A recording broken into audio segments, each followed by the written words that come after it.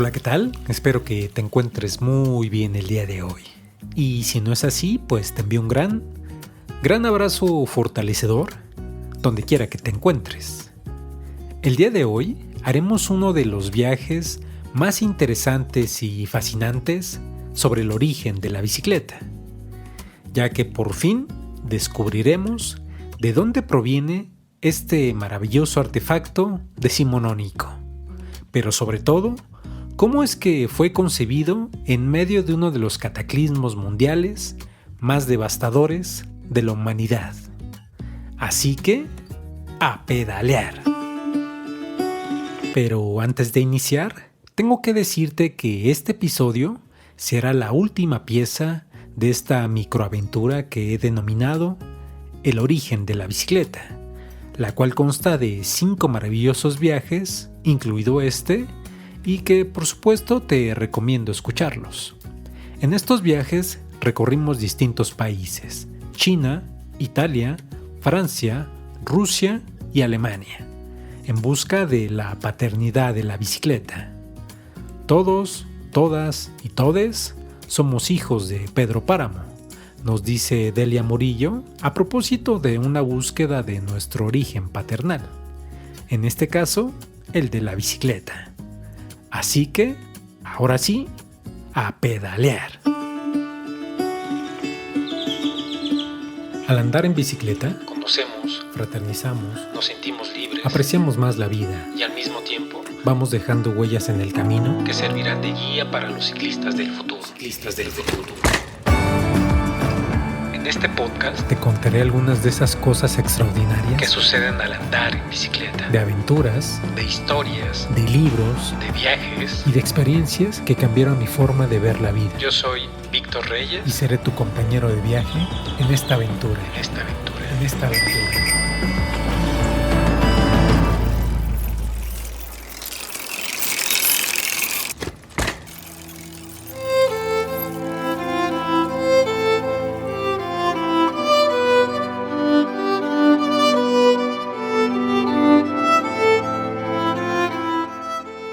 A lo largo de su creación y evolución, la bicicleta fue el objeto de grandes disputas entre distintos países que quisieron atribuirse su linaje.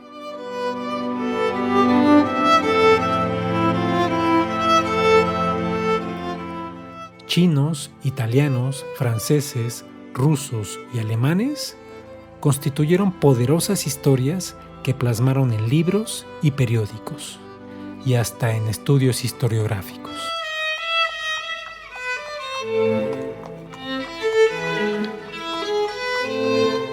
Alemania, el padre de la bicicleta.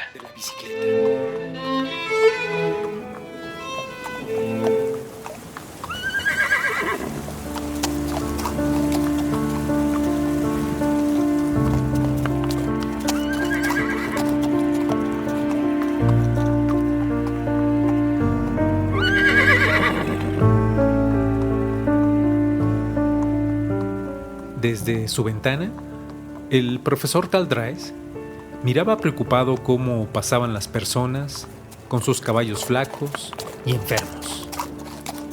Era un desfile de animales escuálidos y desnutridos hasta los huesos. Había caballos que trotaban solos, sin rumbo y sin dueño, en espera de morir en cualquier lugar y en cualquier momento. Lo que habían sido esas fantásticas bestias en otro tiempo, poderosas y elegantes, ahora no eran más que animales débiles y moribundos que deambulaban por toda la ciudad de Baden.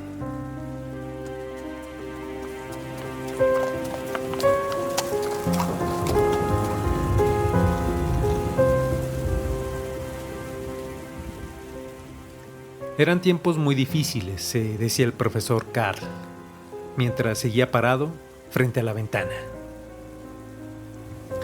La lluvia no paraba desde hace varios días. En momentos cesaba, pero luego regresaba con más fuerza. El sol no se había visto desde hace tiempo, y ya era verano. Todos los días parecían el mismo día, lluvioso, gris y sin movimiento.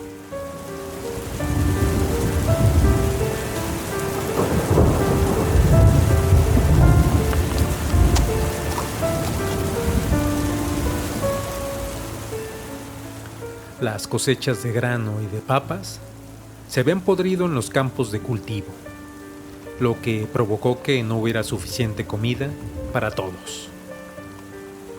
Las personas más pobres de la ciudad empezaron a comer barro, hervían hojas y hasta mataban gatos para alimentarse. En los lugares más alejados hacían pan de corteza de árbol y se desenterraban caballos muertos para comer.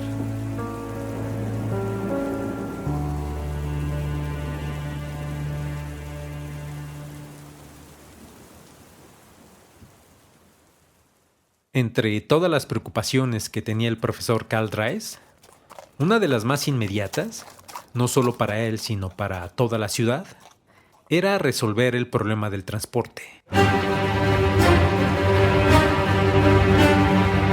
Ya que los caballos se estaban extinguiendo desde hace algunos años. El profesor tenía bien claro que si resolvía esta situación, las personas podrían transportar alimento sin el uso de caballos.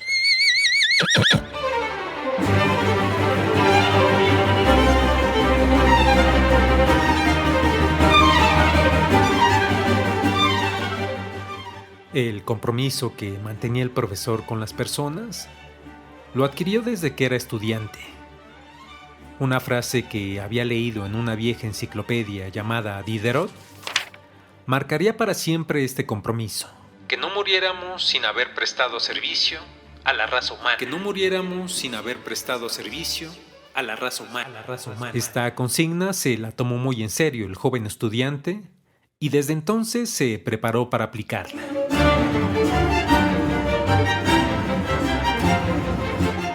Estudió administración forestal, arquitectura, física y matemáticas. Todo esto para ser un gran inventor.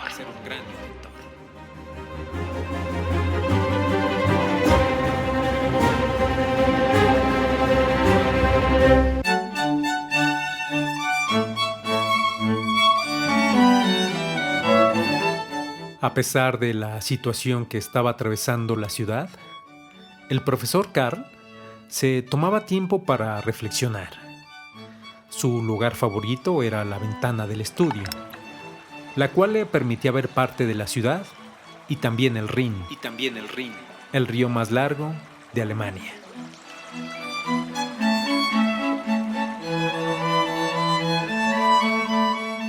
El estudio del profesor era muy amplio y tenía una gran cantidad de inventos por todos lados.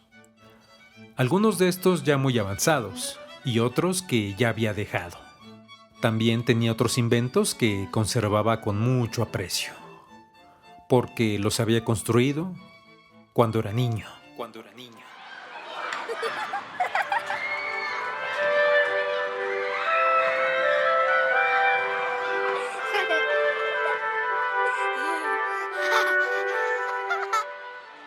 9 más 9, 18.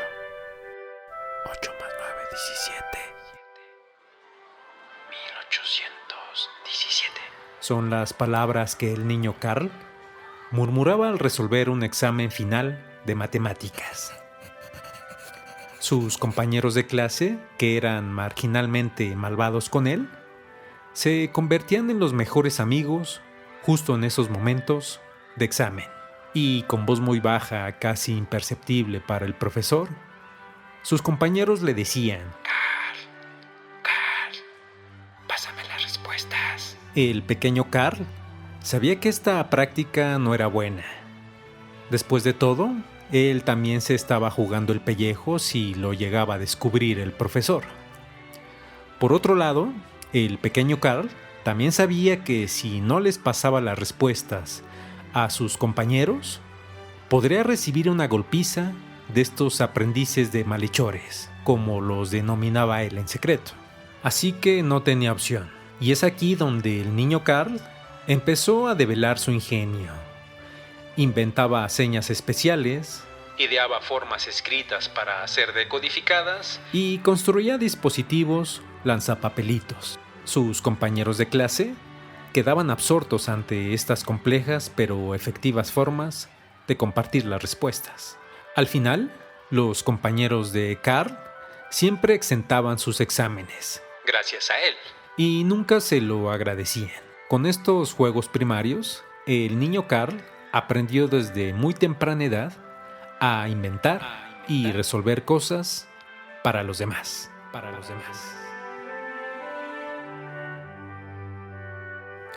Carl fue un niño muy peculiar. Su comportamiento era como el de un adulto, pero en un cuerpo de niño.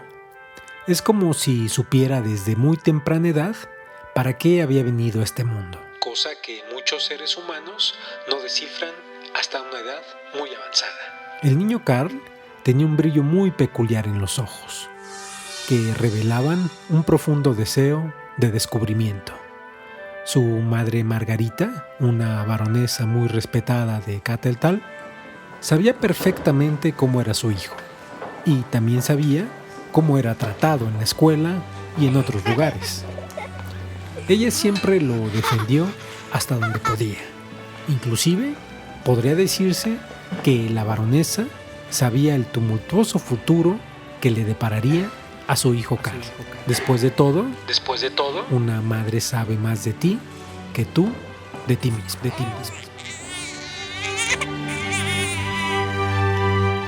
Si la madre sabía qué le depararía en el futuro a su hijo Carl, por otro lado, su padre sabía perfectamente lo que estudiaría en la universidad. Administración forestal. Carl cumpliría todos los designios de su padre y hasta sería un buen funcionario forestal. Pero el joven Carl no se conformaría con ser un buen funcionario público. Así que cuando tuvo la oportunidad de seguir lo que realmente le apasionaba, decidió seguir por los senderos de la invención.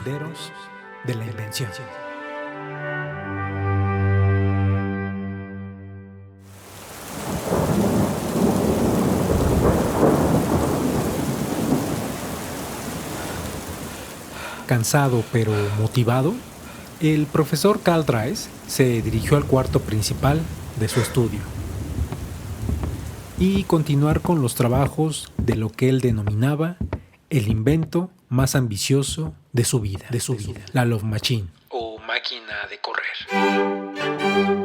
la cual resolvería el problema del transporte en la ciudad.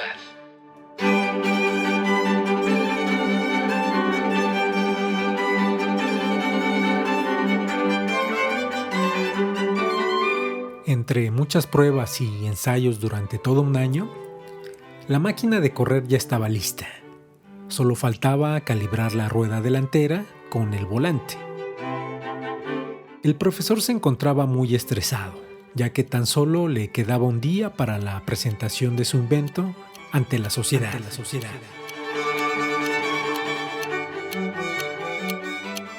La fecha pactada con las autoridades alemanas, que darían fe de su invención, había sido acordada para el 12 de junio en la plaza principal de Mannheim. La fecha y la hora eran inamovibles. El prestigio y el honor del profesor estaban en juego. Así que no había opción. Tenía que presentar su invención, sí o sí. Mientras hacía los últimos ajustes a su máquina de correr, el profesor recordaba con ilusión y desencanto que hace algunos años ya había intentado diseñar una máquina similar y que había sido todo un fracaso, la Far Machine, o máquina de conducir. Este invento era un carruaje de 4 ruedas que podía ser pilotado por 2 o más personas. Lamentablemente no tuvo el éxito que se esperaba. La falta de presupuesto y las deficiencias técnicas hicieron que la máquina fuera olvidada. Esto fue un duro golpe para el profesor y tuvieron que pasar varios años para que esta desagradable experiencia la tomara como un primer ejercicio para lo que se avecinaba. Su poderosa máquina de correr.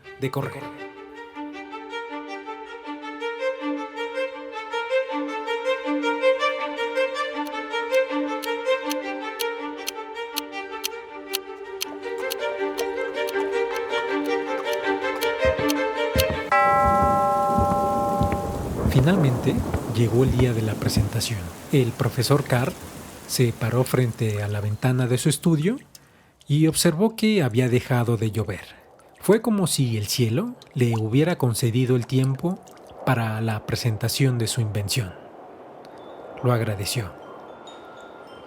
Mientras se tomaba el último café de la mañana, el profesor contemplaba su máquina preguntándose si todo estaba en su lugar y si todo estaba listo. Lleno de dudas, dignas de todo inventor, terminó su café, se levantó de la mesa y con pies firmes cargó su máquina de correr y salió de su casa.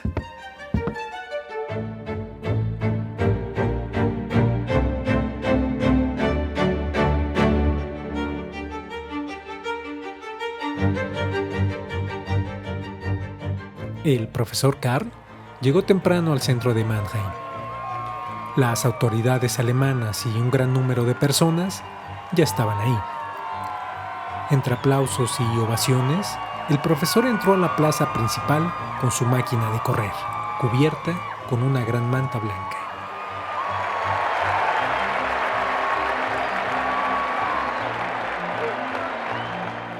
Todos y todas estaban a la expectativa y nadie sabía lo que se ocultaba debajo de esa gran manta.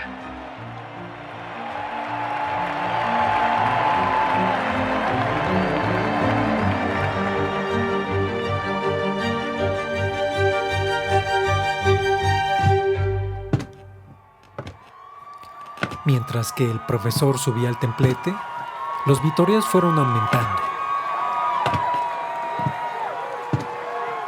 Los organizadores y las autoridades, a su vez, pedían silencio para que el profesor pudiera presentar su invención. Se logró el silencio. El profesor Carr se tomó un momento para sí mismo mientras observaba a cada persona que estaba presente y recordó aquella frase que lo había marcado para siempre. Y dijo, hoy es un día lleno de felicidad para mí y para esta ciudad. El invento que les ofrezco es el resultado de años de esfuerzo, de estudios, de trabajo, pero sobre todo del ferviente amor que le tengo a la humanidad. Creo en la nobleza de las personas. Nacimos para compartir y servir. El sendero de mi vida será para siempre servir a la raza humana. En estos años he sentido el dolor de mi pueblo y el sufrimiento de cada persona que muere por falta de comida. Veo animales muertos, caballos que deambulan a falta de alimento, pero también alcanzo a ver esperanza. Veo una luz al final del túnel. Hoy les comparto el invento que nos servirá para llevar alimento y productos a todas las personas, de manera más rápida y eficiente. Un invento que revolucionará el transporte, porque llevará a cada persona a cualquier parte, sin necesidad de ninguna fuerza externa más que la propia.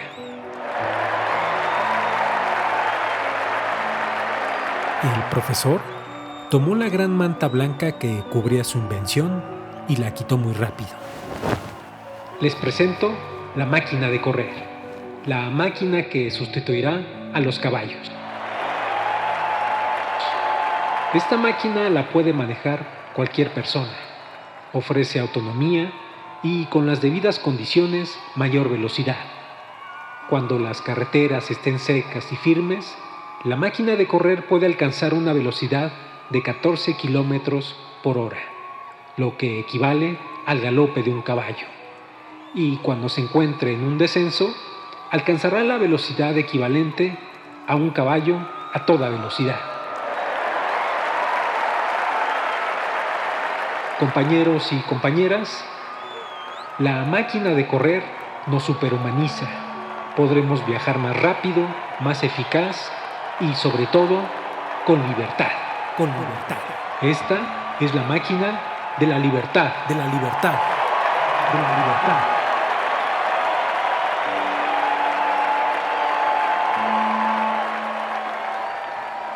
Los gritos se escuchaban por todas partes y las personas no dejaban de aplaudir. Las autoridades alemanas también aplaudían, pero con cierta reserva. Ellos estaban ahí no para escuchar discursos ni vitoreos. Las autoridades volvieron a pedir silencio a la multitud. Se logró un silencio casi fúnebre. Una autoridad se levantó de su silla y dijo: Profesor Karl Friedrich Christian Dreis, le pido que realice la prueba correspondiente a su máquina de correr para que podamos verificar su funcionamiento. Las autoridades alemanas en realidad no le tenían mucha fe al profesor, dado el fracaso con su máquina anterior. De hecho, el profesor era considerado un demócrata rebelde por sus ideas proselitistas que alienaban a mucha gente. Esto no le gustaba a las autoridades y lo veían como un enemigo del Estado. A pesar de todo, el profesor Karl se dispuso a realizar la prueba. Montó su máquina de correr con mucha calma y suspiró. Dio un primer paso para desplazarse, después el segundo, después el tercero, hasta que alcanzó una velocidad considerable que provocó que se desplazara muchos metros de su punto inicial, sin que sus pies tocaran el suelo.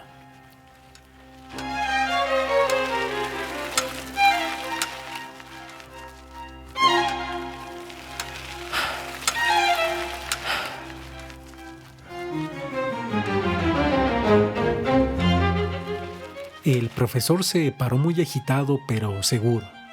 No lo podía creer. En sus pruebas anteriores no se había desplazado tanto, y justo en ese momento descubrió otro factor importante en su máquina de correr: el equilibrio. Las autoridades y la multitud guardaron silencio. Tampoco lo podían creer. Habían presenciado un acontecimiento que nunca habían visto antes. Empezaron los aplausos, esta vez por las autoridades, y la multitud siguió con gritos y elogios, festejando al profesor.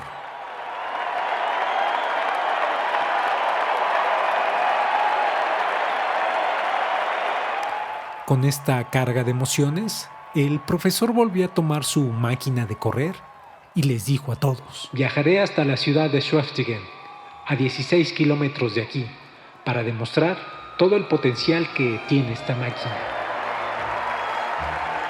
Las autoridades y la multitud se quedaron sorprendidas ante este gran reto, y a medida que el profesor tomaba más velocidad, algunas personas caminaron junto a él. Otras le gritaban con entusiasmo, y otras personas más osadas corrieron algunos kilómetros junto al profesor y su máquina. La máquina de correr del profesor Karl Dreis, padre de la bicicleta, funcionó.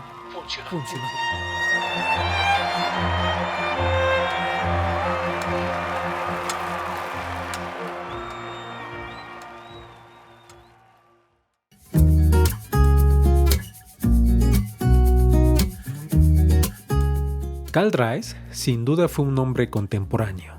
Un hombre con un pensamiento disruptivo que realizó distintas invenciones. Por ejemplo, la grabadora de piano, la máquina de 4 ruedas, un algoritmo, un periscopio, una máquina de escribir de 25 letras que diseñó para su padre que estaba perdiendo la vista, una estufa de leña, entre otras cosas. Y por supuesto su mayor invención, la bicicleta.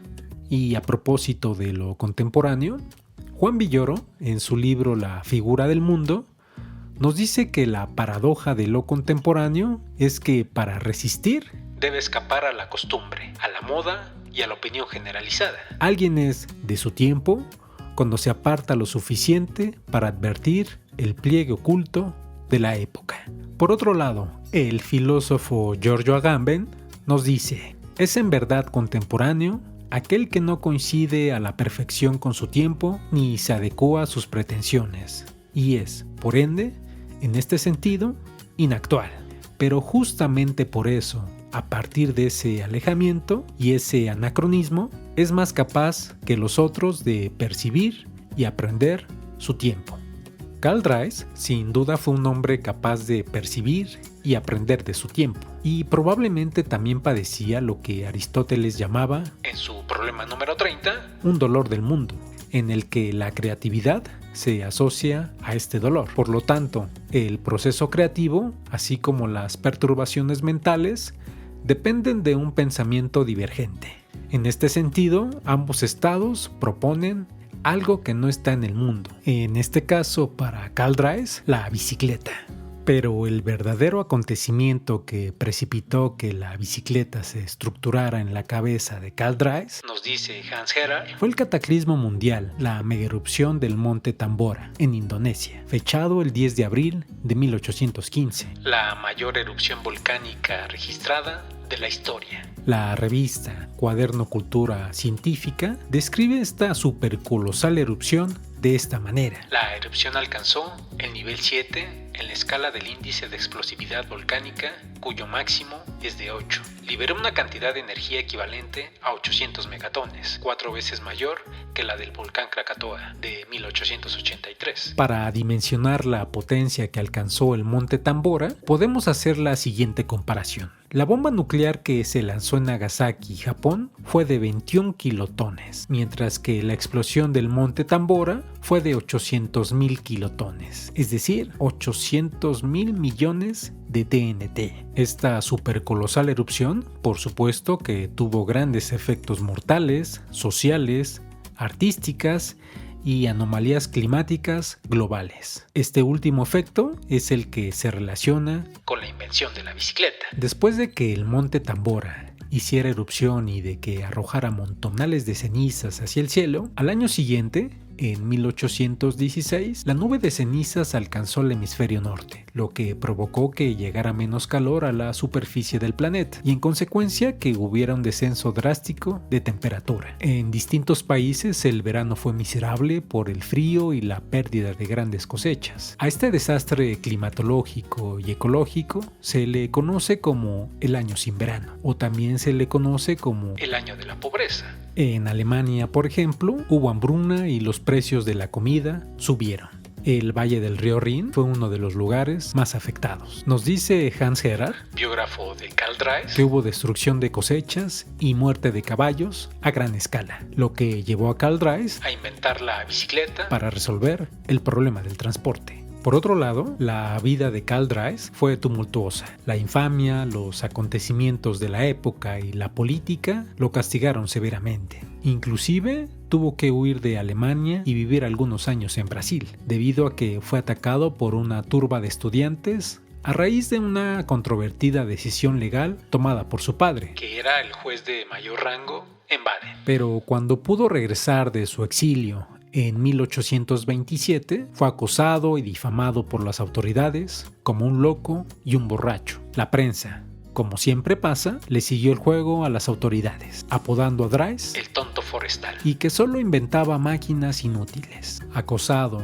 calumniado y sin dinero, ya que el gobierno también le había quitado su pensión, no le quedó otra cosa más que finalmente retirarse a su ciudad natal, Karlsruhe. Y como dato curioso e interesante, a unas pocas cuadras donde vivía Karl Drais, vivía otro pionero del transporte, Karl Benz, que tenía aproximadamente 5 años de edad. Me quiero imaginar que en algún momento Karl Benz vio a Karl Drais andando en su máquina de correr y quizá en ese momento fue la chispa que generaría más adelante el primer carro del mundo. Karl Drais murió en la indigencia el 10 de abril de 1851. Entre sus escasas posesiones, nos dice Jody Rosen, en el momento de su muerte se encontraba una máquina de correr. Fue enterrado en Karlsruhe, bajo una lápida que no mencionaba sus inventos y que resumía su trabajo en un lenguaje burocrático. Chapelán, civicultor, profesor de mecánica. El verdadero reconocimiento a Karl Drais por haber inventado la bicicleta no llegaría sino muchos años después, y es que a lo largo de la historia, distintos países arremetieron con quitarle este reconocimiento, creando historias falsas, teorías alternativas e inclusive injurias. Pero los hechos básicos de la historia han quedado establecidos. El 12 de junio de 1817, Drais dio a conocer el invento que llamó Love Machine, o máquina de correr, el principio de las dos ruedas, la primera bicicleta del mundo.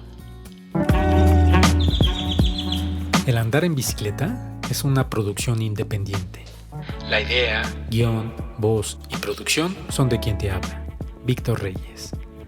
Todos los episodios los encontrarás en la web El Andar en Bicicleta. Y si te gustó este podcast, no olvides suscribirte y compartirlo. Y bueno, pues hemos concluido esta ruta por el día de hoy. Estoy seguro que nos encontraremos en el siguiente viaje para continuar esta aventura.